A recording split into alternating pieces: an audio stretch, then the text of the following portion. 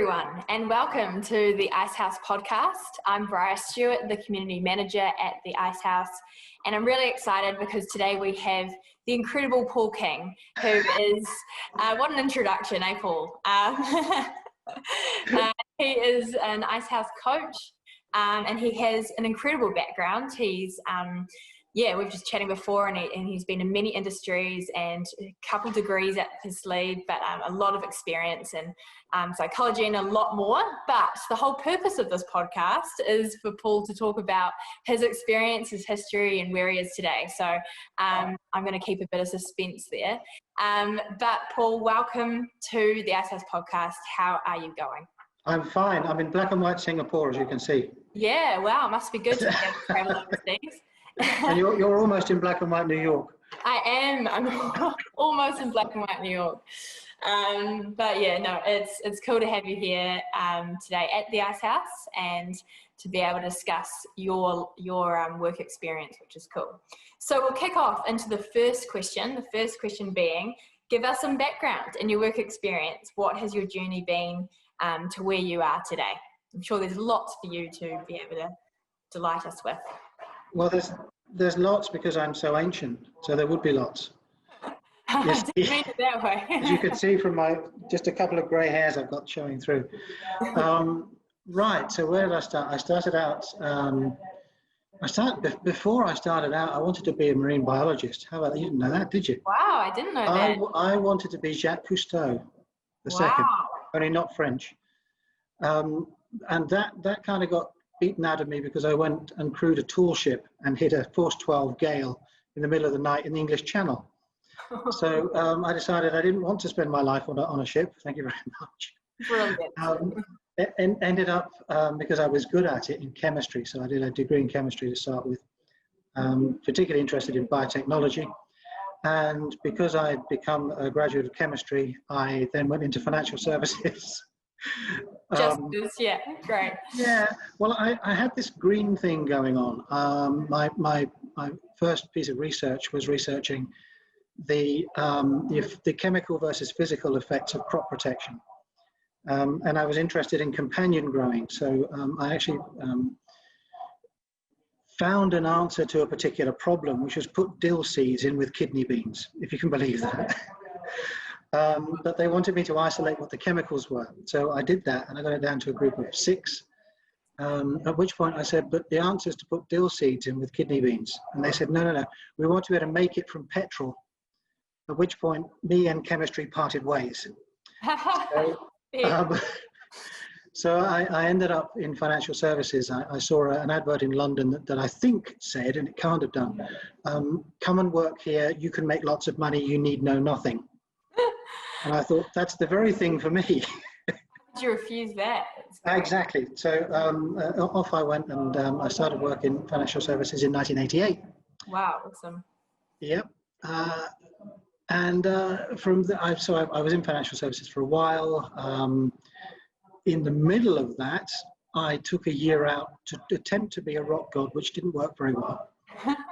But I did my first music demo in 1982, I think, and I've been playing since then. So I started out as a financial advisor. I then went into a product provider through, I worked for a stockbroker. I was an investment sales specialist, and latterly worked in the UK for HSBC Life and Pensions, putting together a straight-through processing program for their life insurance, so people could apply for life insurance and have the underwritten done online. Awesome. Because I'd had experience through outsourcing of IT and business process outsourcing via companies in India. I came to New Zealand to front the launch of the ASB KiwiSaver. Wow. Which I did. That was a successful launch. From there on, I did various consulting roles. We had the GFC. Things got a bit sticky.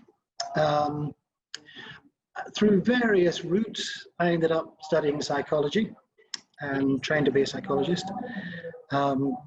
Having done that, and I'm still at the moment, I'm looking at starting some research. I have started some research for a PhD although where I'm going to actually cite the PhD is still a moot point.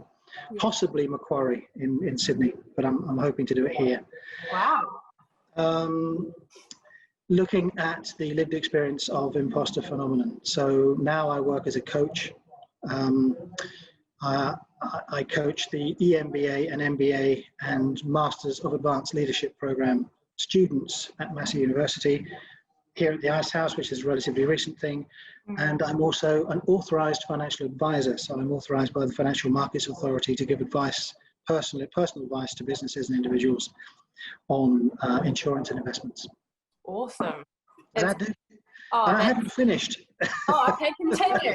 No, I haven't finished. I haven't finished what I'm doing. Your life's work hasn't finished. Yes, that's cool. Exactly. No, that's really great, and I think that also gives a bit of insight into. It's hard to really sum up the incredible diverse experience that you have, even in the year of being a rock star, or trying to be. Yeah, trying to be.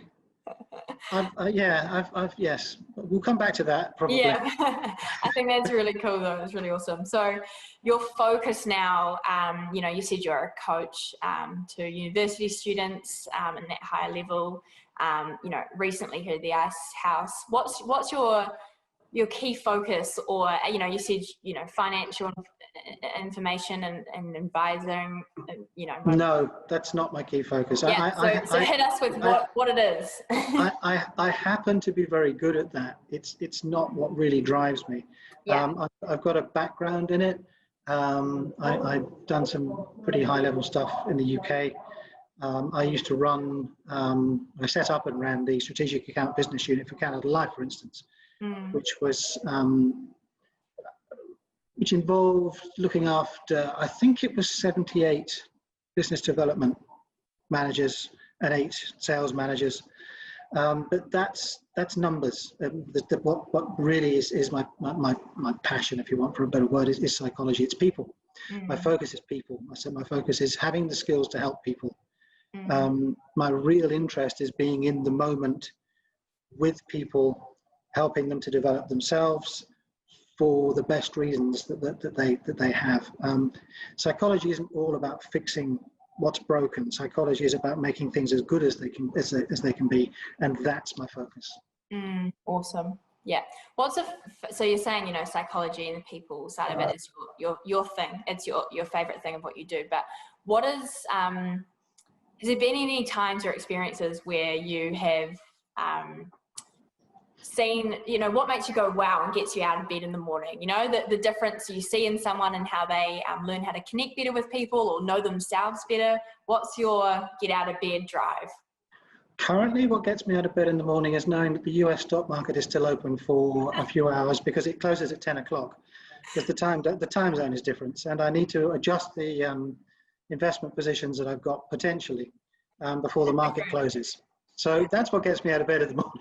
That is a great answer. That's good. It gets me out of bed earlier in the morning when the clocks are the other way around. So I can imagine. Oh gosh. So what I think, well, obviously the question you're asking is what motivates me. It is the chance to understand people's life, to understand where they are, to understand how I can help, how I can interact with that. What can I do which makes people's experience of being alive better? Yeah. And I know that sounds all very esoteric and all the rest of that, but it's really what I enjoy, where I come alive, is in the moment. It's not manualized. It's not something which is highly technique driven. A particular brand of psychology which I was trained in is counseling psychology, and it's what's called humanistic person-centered psychology, which was developed by somebody called Carl Rogers in the 60s. And that's all about allowing people to express their own humanity, their own way, allowing them the space to do that, and figuring out how you can help them to formulate things so that they will become better, as opposed to the side of psychology, which most people think psychology is, which is clinical. It's not about diagnosing problems. It's about understanding people's lives, understanding their situations, and helping them to formulate things so that they become better.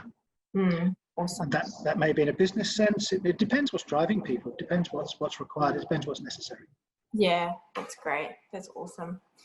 Okay, well, as you know, this year's been a little bit crazy, to say the least. It's been very different, and people have had to sort of adjust. Either their thinking's adjusted, or they've had to pivot quickly in their business. And with all of that, we've all learned a lot this year in 2020. And I'd love to know, what's your biggest learnings from this year? Gosh, without wishing to get political, it's do the right thing as quickly as possible. Yeah, wow. It is having the courage to see the right thing that needs to be done, and to do the right thing without too much fear of what people might think, and without too much fear of your own skin, your own career, not putting yourself first, and acting seriously and earnestly for what you believe is the good of the general public, or each person as you meet them. I think that's a lesson which is globally playing out in respect to COVID. We are in a situation where I can come into these offices freely. I can drive where I wish. I can. We've had lockdowns here, and that's what people have gone through, but they've gone through it almost like a form of treatment, and they've come out the other side better. I think that people have had experiences which they wouldn't have otherwise had, and I don't think, apart from people, there are obviously businesses which have suffered. I understand that some of those in unexpected areas are actually now doing much better. Tourism in New Zealand, actual tourism in New Zealand, is actually doing very well, and there's financial drivers for that, which are based on a lot of people coming back with a lot of money, and they can't travel anywhere else to go on holiday. So that there's in having these experiences and acting on the best intentions that you have without fear of appearing bad or wrong or etc. I suppose that something I talk to my clients about a lot is anxiety, and we experienced it earlier with some technical glitches. Being in a state of anxiety which is controlled is tremendously creative. What's a problem is when people panic or they are complacent. Yeah. Complacency and panic are the two sides of anxiety which are destructive. Being in a state of anxiety just enough, and understanding that you have to get through a certain thing is really creative. And I think that we're very, very lucky in New Zealand that we've had that opportunity, and we're extremely well placed now on the world footing to lead pretty much everybody out of this, and that's a very good thing. I think that's the biggest learning. That's several biggest learnings. That is, yeah, it is good though. It's really good. And like you said, yes, we had some anxiety with getting Zoom to work earlier, but also in a bigger scale. You did extremely well, by the way. Thank you. Yeah, in the bigger scale of business owners and having that anxiety, but knowing they need to get through this, and a lot of creativity has come through that. Maybe some feeling more than others, which has been tough, but others at a really nice balance, which is actually pushed their business forward to where maybe it would have been in many years, but because they've had to do it now to survive and keep current with the times, which is good. Yeah, it's interesting. Humans are innately adaptable, although it's part of our gift of being human. That's cool. We are supposed to be. If we weren't as adaptable as we actually are, given the opportunity, given ourselves the opportunity, then we wouldn't be talking by this medium.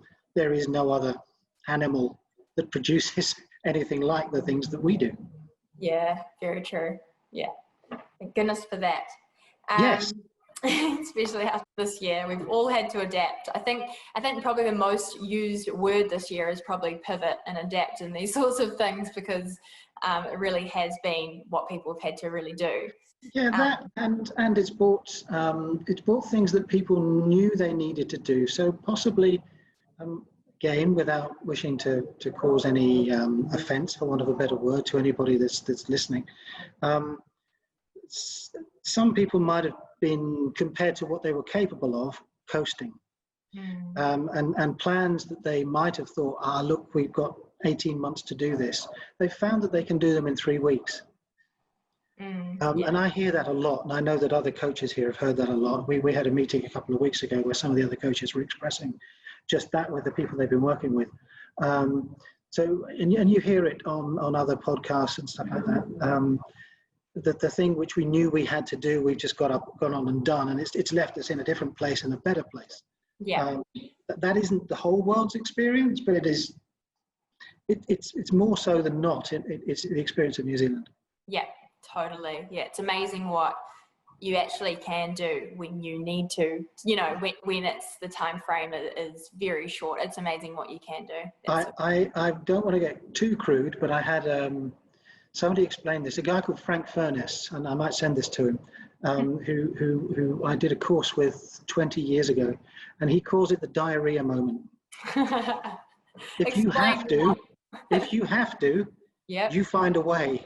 Oh yeah, that's true. It's very true. Gosh, what a great analogy. I almost believed you then. You know, why did he say that? Right, and I'm just joking. On this note, but from your expertise, what's some key advice you'd give to a business owner of a small, medium-sized company here in New Zealand now, knowing what we've been through, sort of not knowing what we're going to go through? I still think, you know, we're very privileged here in New Zealand at the moment where, like you said, we can be in the same office, or, you know, we can drive and do activities that we want to do, where some of the rest of the world is still in lockdown. But there's still sort of an unknown factor. And so sort of talking on advice for future, you know, we're heading to 2021. And although we're like, bring on the next year, we still don't know what's coming in 2021. We believe it's positive, but, you know, any advice for people in that space wondering? There is, and as you've asked, it brings me back to something I talk to a lot of people about, which is the Stockdale paradox. Now, there's a very famous book, I think it's about 20 years old now, called Good to Great, written by Jim Collins. It's a good book, isn't it? And in it, he talks about talking to Admiral Stockdale, who was a prisoner at the Hanoi Hilton in the Vietnam War. He was the most senior prisoner of war. And Jim Collins asked him, you know, because he was a prisoner for 7 years, I think, who didn't make it out? Who were the ones that didn't make it? Who fell to pieces? I'm not using exactly the right words. And Stockdale said to him, well, that's easy. The optimists. The ones who put dates, arbitrary dates on things. That this will be better by Christmas. This will be better by next year. This will be better by Easter. By my birthday, I will. The thing to do is to have faith in what you're doing and how you're doing it, and understand that the answer will manifest itself when it does, according to what you're doing and the conditions you're doing it in. Rather than putting an arbitrary, let's get to the end of this year, just slow down a bit and think, do I have faith in what I'm doing? Do I have faith in why I'm doing it and how I'm doing it? Be reflective and know that as you continue to do it, and an example of what we've been through, if people take 5 minutes to actually think about what they've done during this lockdown thing, during the response to COVID, they will understand how resourceful they've been. But putting an arbitrary date on, let's get this out of the way and things will be better. Things are not going to be better. We haven't had a second wave here. We're experiencing, in the world, we are experiencing a continuation of the impact of this pandemic through the complacency of people who didn't have and continue not to have the conviction to act and do what's right in order to make things in order to react to a medical situation as opposed to a political or a monetary situation. Is that not garbled? Yeah, no, it makes sense. It makes sense. People being realistic and stepping back and also going back to the basics of why they're doing what they're doing and all that sort of stuff. Along with that, any sort of any practical advice could you think of, or any? I guess that's good mindset advice. The first practical advice is to go and look at the webinar that I've just recorded. That I was going to bring this up but while we're at it, we just recorded. Yes, while you're at it, why don't you give us, a quick explanation of that webinar so that when people listen to this, they know what they're in for clicking to your webinar. So I did a webinar 2 hours ago, which was a part one of how do psychologists find out. And the way that they do that is, and I mixed two things. There was funneling and there was motivational interviewing. So funneling is a way of communication, and it's a way of getting communication flowing by which you don't go into a situation wanting to persuade or to talk at or to get your point across or to dominate. You go into a situation with other people wishing to communicate with them. And the way that I explained of how to do that was funneling. It came from my sales experience, my sales training in the early days. But when I studied psychology, I discovered that it's how psychologists question according to unconditional positive regard and person-centered humanistic counseling psychology. So asking open-ended questions: how are you? How do you feel about? How do you see a certain situation? And shutting up and listening. Then you will encounter micro things, which are mini funnels, which are interesting to that person. And then you've got a conversation going. From there, you can motivate people in further towards what you might want them to do. If it's a person, it could be a personnel problem. It could be a conversation that somebody finds difficult to have with someone else. It could be a boss subordinate thing. It could be a team thing, dynamic thing. But opening up, ways to open up conversation so that they are conversation and not two people telling each other what they think and disagreeing at the end of it. Yeah, brilliant. And it was really good. For lots of areas, lots of roles, leadership positions, for connection, community, sales, general business. It was really awesome. So make sure you check out that webinar. And okay, following on from that and closing off this great podcast, what is an interesting fact that not many people would know about you, Paul? Oh, good grief. Yeah, we talked about this, and I've narrowed it down from the from some of the things I could have picked. So I bought a prop with me. I'm looking forward to this. Yes, I bought a prop with me, and it's some people might know what this is. It's this. Wow, that is something. Which is called a baron. It's awesome. It's an Irish drum. It's a traditional Irish drum. I play now. I play in a folk duo, folk rich duo called King and Power. And we are putting on, resuming a Cayley, which is an Irish folk dance session. It's wild Irish dancing. The weekend after next in Pointchev, in a church called 126 Pointchev Road. Awesome. 126? Yeah, 126, that's right. And I played the baron at that. I learned to play the baron in Donegal in the northwest of Ireland, which in a place called Gweedore, which is in an area called a Gaeltacht.